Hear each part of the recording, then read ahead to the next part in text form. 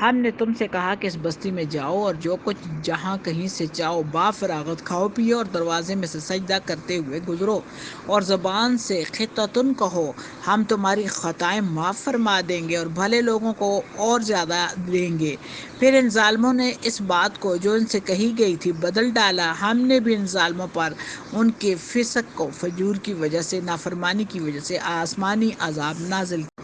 جب موسیٰ علیہ السلام بنی اسرائیل کو لے کر مصر سے آئے اور انہیں ارض مقدس میں داخل ہونے کا حکم ہوا جو ان کی موروثی زمین تھی، ان سے کہا گیا کہ یہاں جو عمالیق ہیں ان سے جہاد کرو، تو ان لوگوں نے نامردی دکھائی جس کی سزا میں انہیں میدان طیہ میں ڈال دیا گیا۔ اب طیہ میں ڈال دیا گیا۔ اس طرح یہ واقعہ طیہ سے نکلنے کے بعد کا ہے۔ جمعے کے دن شام کو اللہ تعالیٰ نے انہیں اس پر فتح عطا کی، بلکہ سورج کو ان کے لیے ذرا سی دیر ٹھہرا دیا تھا تاکہ فتح ہو جائے۔ فتح کے بعد انہیں حکم ہوا کہ اس شہر میں سجدہ کرتے ہوئے داخل ہو، جو اس فتح کے اظہار تشکر کا مظہر ہوگا۔ ابن عباس رضی اللہ تعالیٰ عنہ نے سجدے سے مراد رکوع لیا ہے۔ راوی کہتے ہیں کہ سجدے سے مراد یہاں پر خضوع و خشوع ہے، کیونکہ حقیقت پر اسے محمول کرنا ناممکن ہے۔ ابن عباس رضی اللہ تعالیٰ عنہ کہتے ہیں کہ یہ دروازہ قبلہ کی جانب تھا، اس کا نام باب الخطا تھا۔ غازی رحمۃ اللہ یہ بھی کہا ہے کہ دروازے سے مراد جہت قبلہ ہے۔ بجائے سجدے کے اس قوم نے اپنی رانوں پر کھسکنا شروع کیا، کروٹ کے بل داخل ہونے لگے، سروں کو جھکانے کی بجائے اور اونچا کر لیا۔ حطتن کے معنی بخشش کے ہیں۔ بعضوں نے کہا ہے کہ یہ امبر حق سے اکرما کہتے ہیں، اس سے مراد لا الہ الا اللہ کہنا ہے۔ ابن عباس کہتے ہیں اس میں گناہوں کا اقرار ہے۔ حسن اور قتادہ فرماتے ہیں اس کے معنی یہ ہیں خدایا ہماری خطاؤں کو ہم سے دور کر دے۔ پھر ان سے وعدہ کیا جاتا ہے کہ تم اسی طرح یہی کہتے ہوئے شہر میں جاؤ گے اور اس کے وقت بھی اپنی پستی اور خدا کی نعمت اور اپنے گناہوں کا اقرار کرو گے، مجھ سے بخشش مانگو گے، تو چونکہ یہ چیزیں مجھے بہت ہی پسند ہے میں تمہاری خطاؤں سے درگزر کر لوں گا۔ وَسَنَزِيدُ الْمُحْسِنِينَ، اور زیادہ بھی دیں گے نیکی والوں کو۔ اس میں اللہ پاک نے فرمایا ہے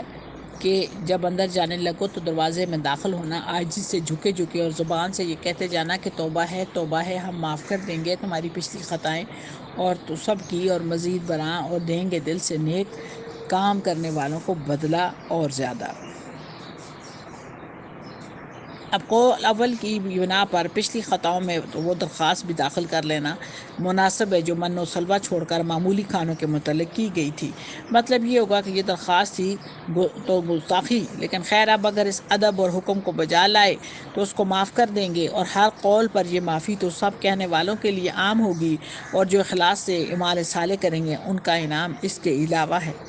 اسی طرح پھر اللہ پاک نے فرمایا کہ پھر بدل ڈالا ظالموں نے بات کو خلاف اس کے کہ جو کہہ دی گئی تھی ان سے، پھر اتارا ہم نے ظالموں پر عذاب آسمان سے ان کی عدول حکمی پر۔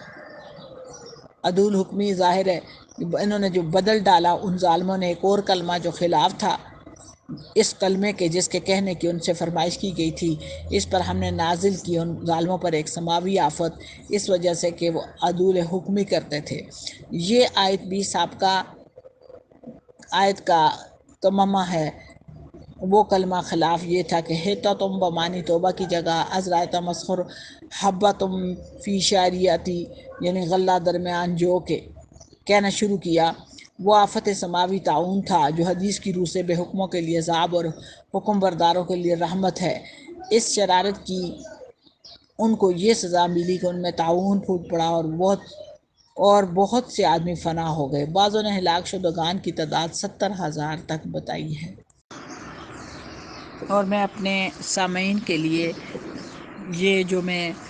آیات مبارکہ قرآن پاک سے پڑھتی ہوں، ترجمہ پڑھتی ہوں، اس میں کنز الایمان ترجمہ القرآن اس سے پڑھتی ہوں، اور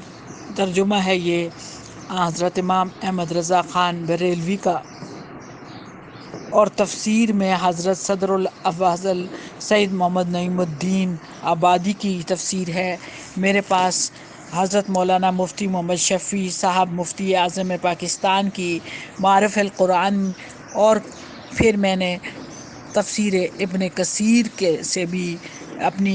ان چیزوں کو اکٹھا کرتی ہوں اور پوری کوشش کرتی ہوں کہ میرے سے کوئی غلطی نہ ہو، اور میں اللہ پاک سے دعا گو ہوں کہ جو لفظ بھی میں پڑھوں اس کی رحمت خاص اور فضل سے، اور میں ان تک لوگوں تک جو پہنچا رہی ہوں، اللہ پاک ان کے دلوں پر اثر ڈالے اور ان کی اور میری مغفرت فرمائے، کیونکہ صرف اللہ اور اس کے رسول صلی اللہ علیہ وسلم کی رضا کے لیے اور تبلیغ دین کے لیے یہ سلسلہ میں نے شروع کیا ہے۔ شکریہ۔ اور اللہ کے کرم و فضل سے 40 سالہ جو میرا محنت ہے، اس میں اپنے علم کی اور تعلیم کی جو میں نے اس راہ میں پائی، اللہ پاک اس کا ثواب میری نانی امی کو پہنچائے، جن کے ذریعے سے مجھے قرآن پاک کی تعلیم کا اور پڑھنے اور تدریس کا شوق ہے، اور اس سلسلے کو میں جاری رکھے ہوئے ہوں۔ اس کے علاوہ صحیح بخاری شریف جو ہے وہ مترجم ہے علامہ وحید الزمان، القرآن عرفان القرآن ہے یہ شیخ الاسلام ڈاکٹر محمد طاہر القادری صاحب کا، اور میں احسان مند ہوں ڈاکٹر طاہر محمد قادری صاحب کی کہ محترم نے کرونا کے دنوں میں آن لائن جو ہے وہ حدیث مبارکہ کا دور کروایا، جو کہ میں نے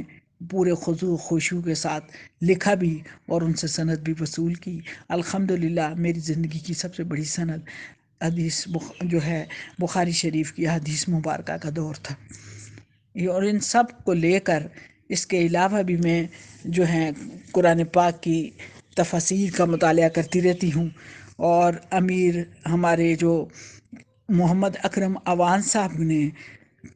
یہ بھی تفاسیر لکھی ہیں، ان کو بھی میں نے اس میں شامل کیا ہوا ہے۔ تو اللہ پاک جو ہے یہ سلسلہ چونکہ کم نہیں ہوتا بڑھتا ہے، لکھنے والے بہترین لوگ ہیں جنہوں نے یہ کاوشیں کی ہیں، اور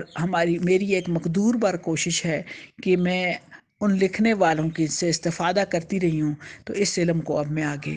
پہنچاؤں۔ بہت شکریہ۔ ایسے میں اپنی بہت ہی پیاری سی نورانی سی اور چھوٹی سی جو میری اسٹوڈنٹ تھی اور وہ میری استاد بنی اس رستے پر، اور وہ ہمارے مفتی جو ہیں ایبٹ آباد کے اسحاق صاحب مرحوم کی بیٹی ہیں، اور ان سے جو ان کا جو انس و محبت ہے نبی پاک صلی اللہ علیہ وآلہ وسلم کے ساتھ، اہل بیت کے ساتھ، اور رب العالمین ان کے جس طرح وہ عید میلاد النبی مناتی ہیں، جس طرح یوم حسین مناتی ہیں، جس طرح یوم بی بی فاطمہ جد خاتون سلام اللہ علیہا مناتی ہیں، اس طرح اپنی بی بی سرفراز جو ہیں، جو ہماری مطلب قائد ہیں، جو سید و سادات ہیں، اور میں ان کی وہ میری پیر ہے، میری بی بی ہیں، اور ان کے ساتھ وابستہ ہو کر میں نے یہ رستہ جو ہے اس میں ہدایت پائی ہے، اور اللہ پاک اس ہدایت کے رستے پر ہمیں اکٹھا رکھے، آمین ثم آمین۔